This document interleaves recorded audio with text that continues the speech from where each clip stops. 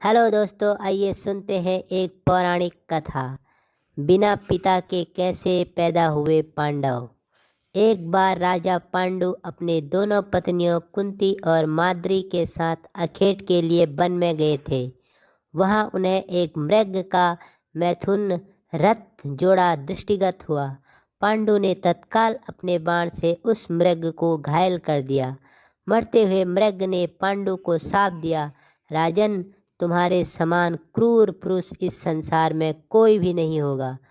तूने मुझे मैथुन के समय बाण मारा है, अतः जब कभी भी तू मैथुन रथ होगा तेरी मृत्यु हो जाएगी।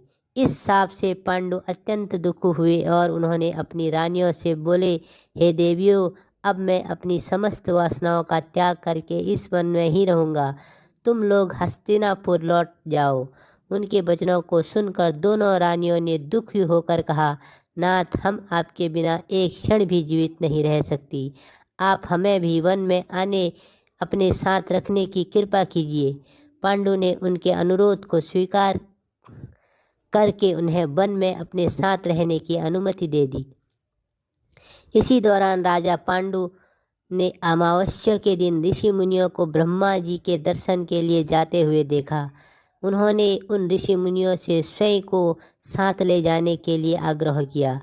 उनके इस आग्रह पर ऋषि मुनियों ने कहा, राजन, कोई भी निसंतान पुरुष ब्रह्मलोक जाने का अधिकारी नहीं हो सकता, अतः हम आपको अपने साथ ले जाने में असमर्थ हैं। ऋषि मुनियों की बात सुनकर पांडु अपनी पत्नी से बोला, हे कुंती, मेरा जन्म लेना ही व्यर्थ हो रहा है, क्योंकि संतानहीन व्यक्ति पितृ ऋण, ऋषि ऋण, देव ऋण और मनुष्य ऋण से मुक्ति नहीं हो पा सकता। अतः तुम पुत्र प्राप्ति के लिए मेरी सहायता कर सकती हो। कुंती बोली, हे आर्यपुत्र, दुर्वासा ऋषि ने मुझे ऐसा मंत्र प्रदान किया है जिससे मैं किसी भी देवता का आह्वान करके मनोवांछित वस्तु प्राप्त कर सकती हूँ। आप आज्ञा करें मैं किसी देवता को बुलाऊं। इस पर पांडु ने धर्म को आमंत्रित करने का आदेश दिया। धर्म ने कुंती को पुत्र प्रदान किया जिसका नाम युधिष्ठिर रखा गया। कालांतर में पांडु ने कुंती को पुनः 2 बार वासुदेव और इंद्रदेव को आमंत्रित करने की आज्ञा दी।